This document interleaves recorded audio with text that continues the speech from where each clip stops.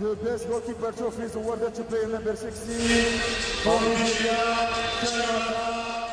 Best goalkeeper of this tournament, Nandozi from Nigeria, conceded only 2 open play. They came in the first half of this match. But to be fair, very little to do as she sat behind a very solid defence. I'm not sure she made too many saves in this tournament. Yeah, not at all. Formidable back four of the Nigerians, but of course the first line of communication from the back certainly starts with her organization. This is Nandozi. 24-year-old who started at Rivers United in Port Harcourt, has just signed for Brighton in the Women's Soccer League in the UK.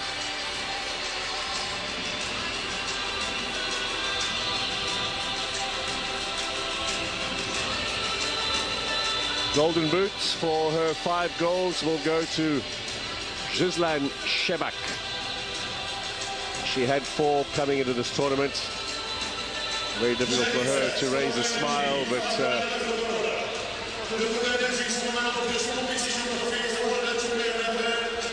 she was again in 2022 player of the tournament, scorer there. So yet another golden boot for her. And player of the tournament is the Nigerian captain Ajibade, a winner in 2018 at the last WAFCON that Nigeria won. She'll return with the honour of lifting the trophy. So Rasheedat Ajibade, one of the greats of the game in Nigeria.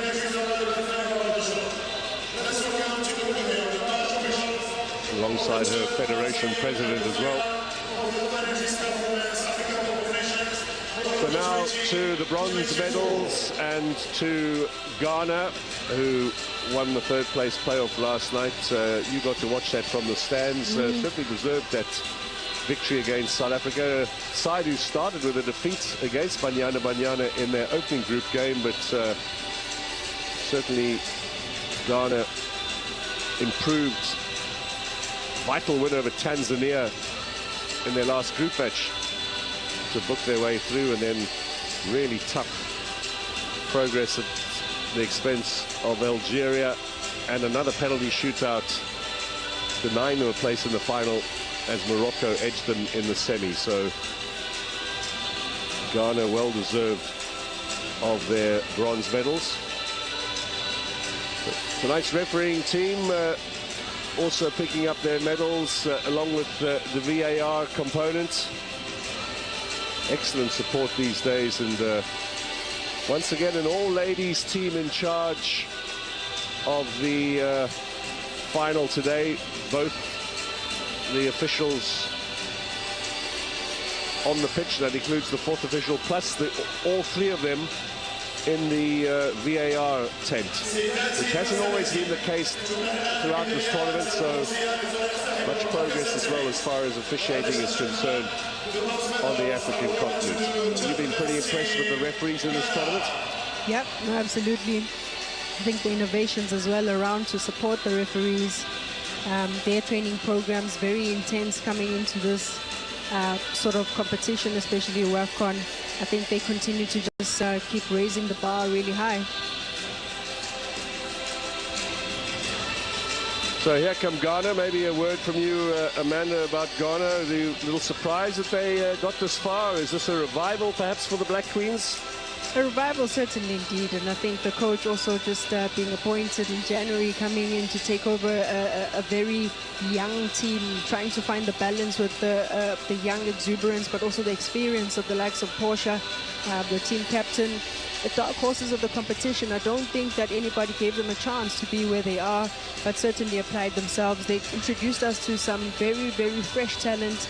I think players who really started unknown, but now really going away back home to Ghana, Accra, maybe with a loud statement and certainly unforgettable. Bali? It's Ghana going up on the stage there, if you're wondering. They came 3rd in the tournament. As we celebrate, of course, Morocco as well as Nigeria in second and first. Nigerians will be loudest this evening as they have won it for the 10th time in a row. But it's Ghana that goes up. A tournament to be proud for the Ghanaians. Absolutely. You know, these women brought the heat into the tournament, and you could see it. You could see it. They've been absent since 2018 when they hosted it, actually, and they didn't get out of the group. They're also another country that is rebuilding their women's football, and it's getting better and better because you can see with the young players that they have, they've got 16-year-olds, 17-year-olds in their team. The oldest player, you know, Bucheka, who's there as the captain, Portia, she has more than 100 caps, and she's really led this team. This is a good one for them when you look at the type of football that they play. So congratulations to them. They really fought for it. This coach here was not looked at to say he's going to do good, but he really did well for the Ghanaians. I think a lot of teams can actually learn from this, Shorty, where we're speaking about restructuring, you know, your teams. So maybe now going back home for all the national teams that participated in this edition, they can look into how, whether we need to start afresh, whether we need to add and you know, just reshuffle, but also just start looking to the near future. Because, I mean, with the next edition, they're trying to qualify for the World Cup. So the question is, what changes will we see when we come next year, 2 years from now? Back-to-back second place for this Moroccan team. They lost against Nigeria. This time around, last time around, they lost against South Africa's Banyana. They were 2 goals up, so close, 45 minutes away from lifting this trophy that is so far from them all the time. The one thing they want in women's football, with all the progressions that they've made in women's football, this is the one thing that eludes the Moroccans. As they go up to get a medal, they care not for when they know well that gold was within reach. Chebak there, she's won the player of the tournament, the top goal scorer. But unfortunately, the one that she wants most, the gold medal from winning the entire tournament, not to be. Not to be, really, and I hope that they continue investing in women's football in Morocco, because the under-17s qualify for the World Cups, under-20s qualify for the World Cups, the under-23 team, they even have an under-23 team.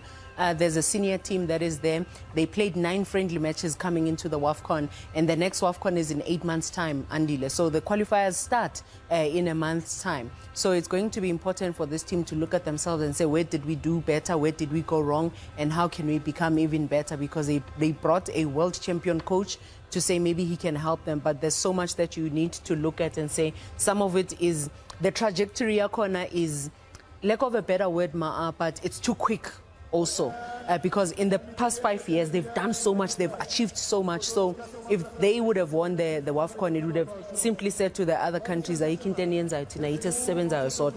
it's also a true reflection to still show Guti there's still a big gap between Nigeria and the rest of the countries. Before we get into the winning country here, Nigeria, very quickly, the post-analysis of this match, what is Morocco going to see about themselves?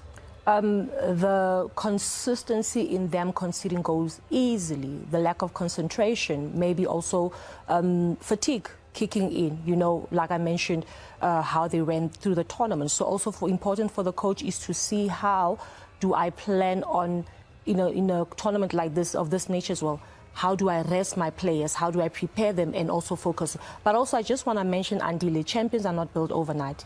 Looking at South African history as well, back when we were playing, we used to go to the finals with Nigeria for almost a decade before we won it. So Morocco, they're on the right path. Well, you say a decade, that's 10. That's exactly the same amount of times they've won it. Look at the jubilation, look at the excitement.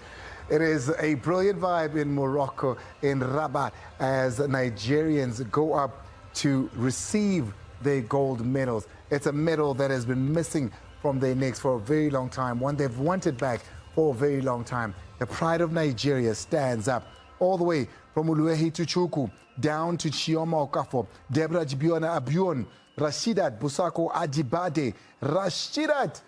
Aye, where's that in the mark? She won it as an 18-year-old and she's winning it now as a 25-year-old, and now she's the captain. It's even more sweeter. So the coach has a lot more to build on going forward. I think also credit must also go to the previous coach, Randy, even though he did not do well in the previous WAFCON, but he tried to steady the ship and rebuild this Nigerian side. Also into bengifuna ukusho ukuthi i-champion uyibona ngokuthi wine i-cup elikhulu kanje outside of their own country and outside of their own hosting. I would love to see how Morocco would perform and play if they were not hosting in Morocco. Firstly, they must play the qualifiers, then they must play outside of Morocco. Let's see mentality yabo ukuthi yobanjani, because some of it has come a bit easy for them. They don't have to play qualifiers. They are playing at home. They are the only team maybe with their opponents that has had a full capacity stadium where they had the support. The other matches, 15 uyababala ukuthi 2 3 uyabo nje. So but I enjoyed watching this tournament fully. Planning and preparation is very key. We mentioned and we spoke about it earlier. Nigeria had a month, and just before they came here, they played against Portugal. Well, there she is. She's led from the front. Ajibade, who plays the football out at Atletico Madrid in Spain, will be collecting the trophy. You can see there the excitement is building up. The trophy will be listed. And for that, we need to take you back to Rabat. We need to take you to the excitement of the place. The two presidents walking the trophy hand in hand to Nigeria. To hand it over to the Nigerian captain. There she is, Rasheedat Ajibade. Nigeria celebrating as African champions here in Morocco. They are winners of the WAFCON 2024. 10 times now they've taken this trophy, back at the top of the pile in women's football in Africa. And what a way to do it on a glorious Saturday night here in Rabat. There you have it, Amanda, the champions of the continent. Yeah, a huge congratulations to Nigeria, coming back and reclaiming their position on the throne. Absolute dominance over generations. Indeed, a legacy for this crop of players, writing their names on the history books of the Nigerian football dominance. Their success also riding on some shoulders of the likes of Perpetua, the likes of Messi Akide as well. To see that translating into this generation of the now, they should be proud of themselves. Our journey with women's football here at the SABC and SABC Sports started back in 1993 when Banyana Banyana put on their boots and strut to fight the continent. Well, here we are, many years later, and we stand here as the champions of giving women's football a chance and an opportunity. We shine our light on them, and in return, women's football is smiling back at us, because what a tournament we've seen over the last month. Thank you so much for choosing us. Thank you for choosing SABC Sport. Congratulations to the 2024 WAFCON champions, Nigeria, and the entire production of the SABC that stood fast, stood tall, and delivered a quality production. My co-hosts who have been here, Lonwabo, Vusiwe, the many that have